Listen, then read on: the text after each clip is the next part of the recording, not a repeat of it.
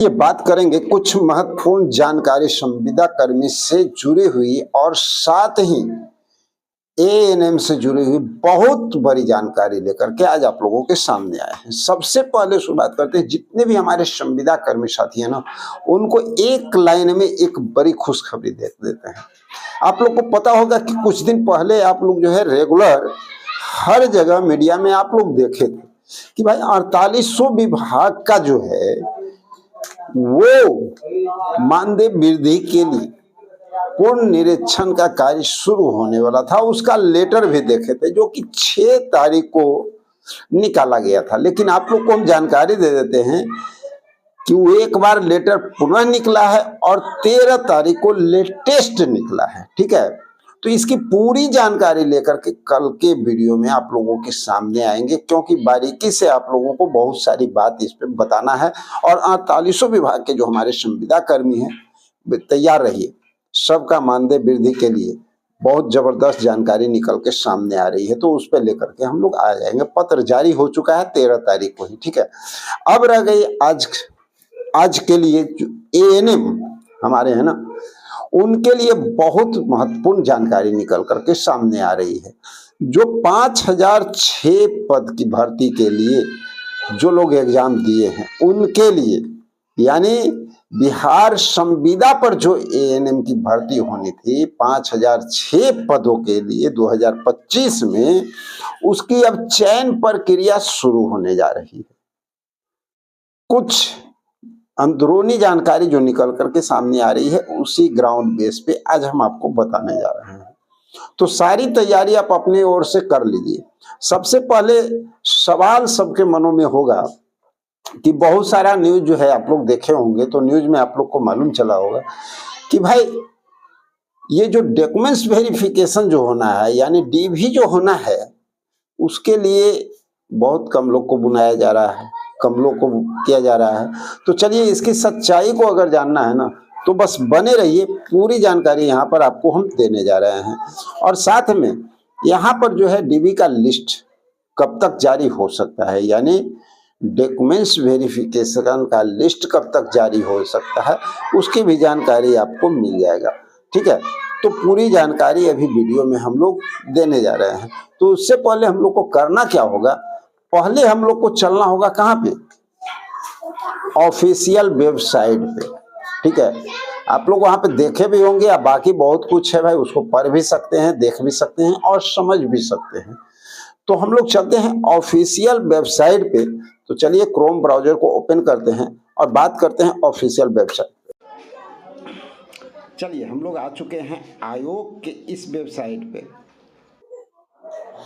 देखिए, राज्य स्वास्थ्य समिति बिहार है ना, ये सारी बातें तो आप लोग को जानकारी होगी क्योंकि आप लोग एग्जाम भी दिए हैं। चलिए, इन सारी बातों को हटाते हैं और आयोग का जो अभी जानकारी निकल रहा है उस पर भी हम लोग चर्चा करेंगे, उसकी जानकारी भी यहाँ पर देंगे। लेकिन चलिए यहाँ पर आपको याद होगा कि जब आप लोग एग्जाम दिए थे, ये प्रतियोगिता परीक्षा की जहाँ तक बात है, तो 80 अंक का आपको यहाँ पर पड़ा था। और ठीक उसके बाद यहाँ पर आप देखेंगे कि कोविड में, कोरोना के समय में जो लोग काम किए थे, उनको भी यहाँ पर कोविड-19 में जो रोकथाम में आप लोग काम किए थे ना, उसमें भी आप लोग को 20 अंक जो है दिया गया था। टोटल 100 अंक का था लमसम। ठीक है, वहाँ पे और भी बातों को यहाँ पर देखेंगे। इसका जो मुख्य उद्देश्य जो है अभी है, जो हम लोगों को जानना, ये बहुत इंपॉर्टेंट है। यहाँ पर आप देखेंगे चौथा कॉलम जो है दिया हुआ है, सीबीटी में उत्तीर्ण अभ्यर्थियों को कोटि बार रिक्ति के अनुसार मेधा क्रम के अधिकतम 1:2.5, गौर कीजिएगा यहाँ पर 1:2.5 के अनुपात में प्रमाण पत्र सत्यापन हेतु आमंत्रित किया जा सकता है।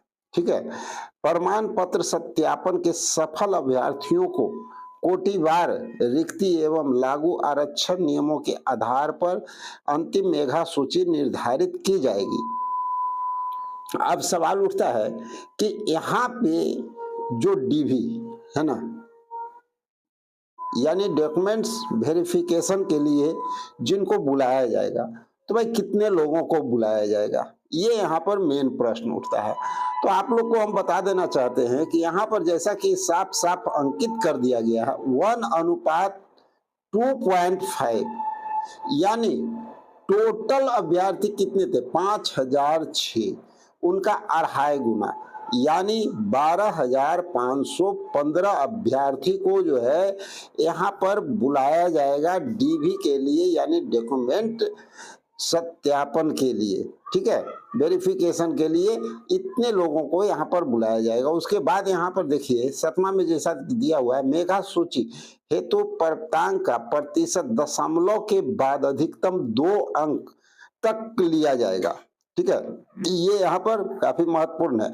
अब आइए यहाँ पे हम लोग जान लेते हैं कि 0.2 अंक, दशमलव के बाद 2 अंक तक जो है इसको लिया जाएगा, ठीक है। जब आप 13 नंबर कॉलम पे आते हैं तो आपको यहाँ पर देखने को मिलेगा कंप्यूटर बेस्ड टेस्ट, ये जो है उत्तीर्ण हेतु न्यूनतम अफरान यानी क्रम विभाग बिहार के संकल्प संख्या 2374 दिनांक 16/7/2007 एवं 932 दिनांक 22/1/21 के आलोक में सामान्य वर्ग के लिए कितना रखा गया है 40%। गौर कीजिएगा इन सारी बातों को।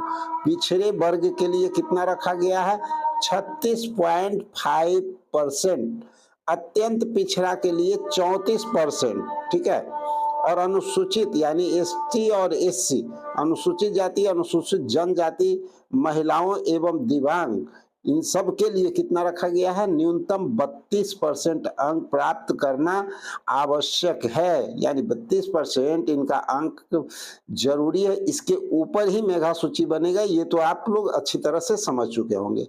अब यहाँ पर आ जाइए, मेगा सूची की बात कर लेते हैं। यहाँ पर साफ साफ जब दर्शाया गया है तो यहाँ पर आप देख सकते हैं कि न्यूनतम योग्यता अंक जो है यानी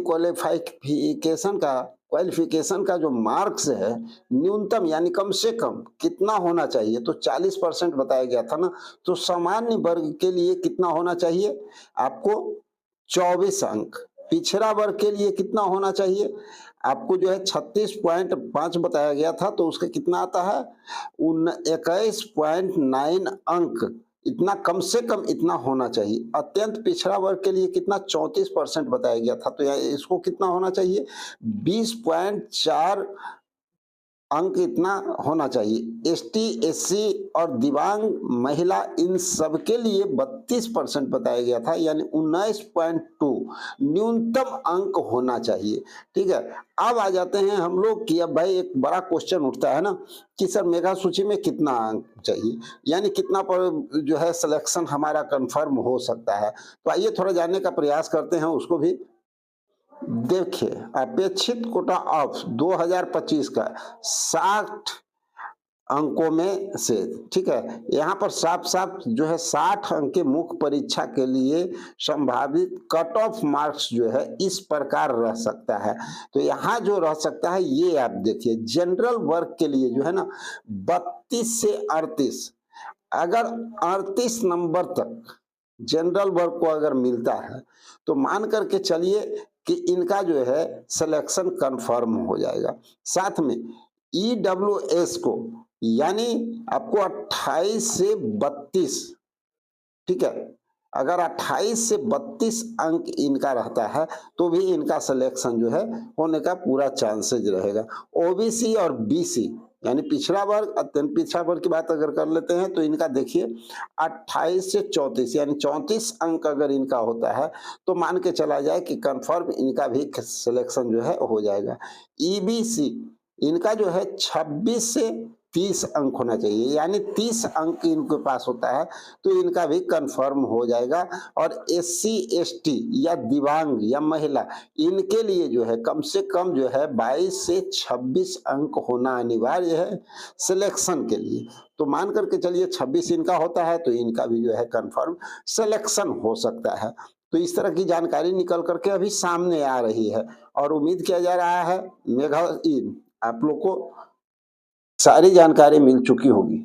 अब ये क्लियर हो चुका होगा आप लोगों को कि एएनएम की प्रक्रिया जो है अब शुरू होने है। अब सवाल उठता है कि डीबी का लिस्ट कब तक जारी होगा, कब तक आप लोगों को बुलाया जाएगा वेरिफिकेशन के लिए। तो कुछ जानकारियां जो अंदरूनी निकल करके सामने आ रही है ये उम्मीद किया जा रहा है 20 से लेकर के 25 जनवरी के बीच। उम्मीद है 20 तारीख को आ जाए सूचना, 21 को आ जाए, 22 को आ जाए, लेकिन 20 से 25 के बीच में कभी भी आप लोगों को जो है इसका लिस्ट देखने को मिलेगा कि जो 12,515 लोगों को जो बुलाया गया है उन सब लोगों का लिस्ट सामने आएगा। और उसके बाद आप सब लोगों को अपना डॉक्यूमेंट्स वेरिफिकेशन करना है, क्या क्या कागजात लगेंगे, क्या नहीं लगेंगे, ये सारी जानकारी तो आपको मिल ही चुकी होगी।